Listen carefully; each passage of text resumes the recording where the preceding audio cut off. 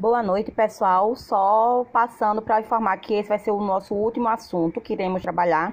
Nas próximas aulas, iremos trabalhar já com o caderno 2, tá? Então, só para a gente revisar isso, porque eu ainda não tinha colocado nada para vocês. Agora eu vou estar colocando esse assunto para vocês, para a gente finalizar. Onde nós iremos trabalhar a população mundial, né? São mais de 2 milhões de habitantes, tá? Porém, nós sabemos que a Índia tem mais de 1 bilhão, né? Essa é um dado de 2012. Organismos internacionais, que nós iremos estudar, que a gente já deu a introdução, na organização internacionais, né? Nas organizações das Nações Unidas, na ONU, Organizações Mundial do Comércio, a OMC, o G8, G20 e BRICS, e movimentos sociais e as ONGs. Organizações internacionais. O que é uma organização internacional? Né? A associação de estados soberanos ou de pessoas que estabelece objetivos de ação coletiva. Ou seja, nenhum estado nós temos o coletivo, a população, que forma esse estado e que tenta ao máximo trabalhar para melhorar a sua vida. Os objetivos são oficializados por meio de um tratado multilateral, denominado uma carta, estatuto ou ato constitutivo. Elas podem ser governamentais ou privadas, quando a gente fala sobre as ONGs. Organizações internacionais, nós temos aí uma imagem, né, que lembra a ONU, né, onde as pessoas formam para procurar delimitar, questionar, melhorar a vida do nosso país, do nosso mundo e assim por diante. Nova York, Estados Unidos, 20 de setembro de 2016, ocasião em que o então presidente dos Estados Unidos, Barack Obama, realizou um discurso de debate geral na 71ª sessão da Assembleia Geral das Nações Unidas, ou seja, da ONU. Organizações das Nações Unidas, eu tenho a ONU, onde a ONU ela é uma organização a serviço da paz, tá? A ONU ela não conseguiu impedir numerosos conflitos no mundo ao longo de décadas de existência, né? Mas o que foi que ela foi criada quando, né? Assim que terminou a minha Segunda Guerra Mundial e a gente teve início lá a Primeira Guerra, a Guerra Fria. Então, não conseguiu impedir numerosos conflitos. Então, a guerra entre a Coreia do Sul e a Coreia do Norte, a invasão do Vietnã pelos Estados Unidos, a gente vê isso muito em filme, em que os Estados Unidos tentam tomar o território que pertencia, que hoje ainda pertence ao Vietnã, os conflitos entre o Irã e o Iraque, por ideologias econômicas, né? A questão do petróleo, os conflitos entre o exército russo na província da Chechênia, os confrontos entre israelenses e palestinos, entre a Índia e o Paquistão, as guerras na antiga Iugoslávia, ocupação do Iraque por tropas lideradas pelos Estados Unidos, que a gente ainda viu muito isso, né? Justamente em 2013, quando teve a morte, então, aqui, né? Eu tive a morte aqui de quem? De Saddam Hussein, né? Onde ele foi morto em praça pública por tropas americanas. Então, Saddam Hussein, então, foi morto, né? Nós temos também aqui a questão do quê? Da minha Primavera Árabe.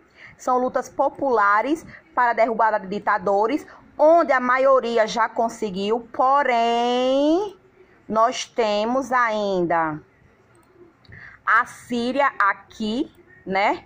Ela ainda continua com essa minha Primavera Árabe, pois o meu ditador ele ainda não foi destituído do seu poder.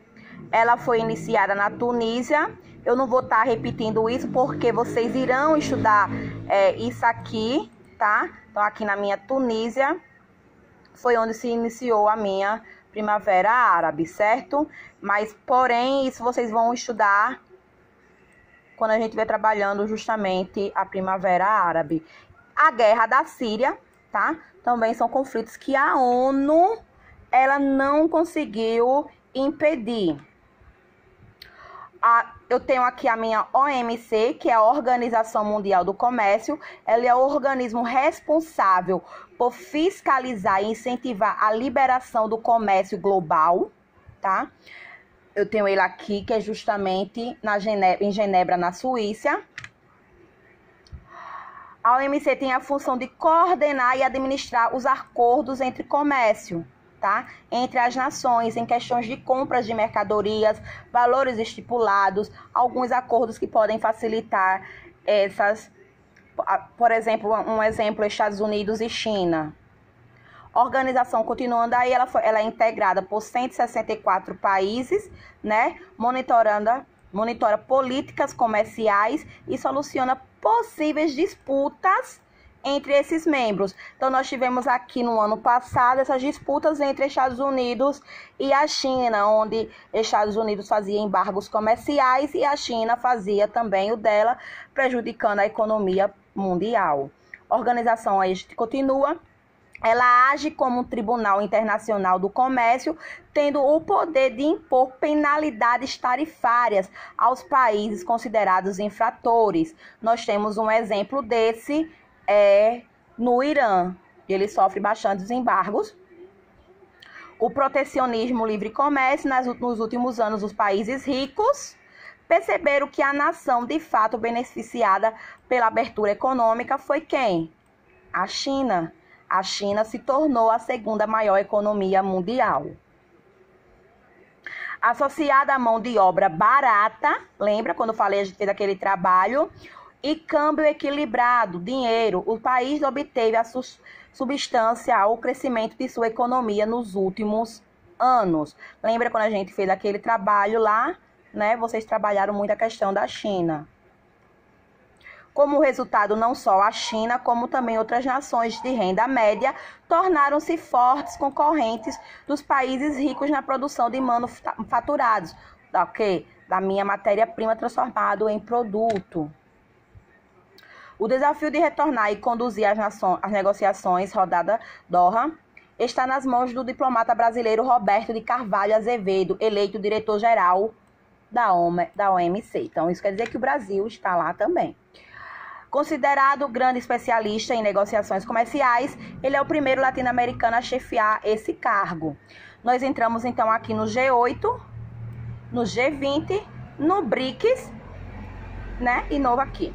Criado em 1970, é um grupo integrado atualmente por superpotências de grande influência no mundo. Eu tenho Estados Unidos, Reino Unido, França, Alemanha, Japão, Itália, Canadá e China. E Rússia. Esse daqui são os formados, né? O formado G8. As superpotências mundiais, ou seja, os países mais ricos do mundo. O G8 ele não é um organismo internacional dotado de regras de chefia permanente ou de uma estrutura formal. Apesar disso, tem grande poder político e econômico, exercendo significativa influência sobre essas organizações e moldando a ordem internacional. Mas por que ele tem esse poder? Como eu já disse, porque são as 8 maiores potências, as superpotências mundiais. O G8 discute temas como abertura de mercados em outros países, efeitos da globalização, problemas ambientais, como é que esses países eles podem fazer para diminuir esses impactos ambientais e concessão de suporte financeiro para os países. Nós vimos agora que foi aberto linha de crédito, principalmente para os Estados Unidos, para a Itália, para a França, para os países europeus que estão tendo problemas, então, com o Covid-19, né? Já o G20, ele é considerado mais representativo e legítimo por contar com a participação de países em desenvolvimento e não apenas de países desenvolvidos. Então, a minha diferença entre G8 e G20 é que no G8 são apenas as superpotências, os países mais desenvolvidos.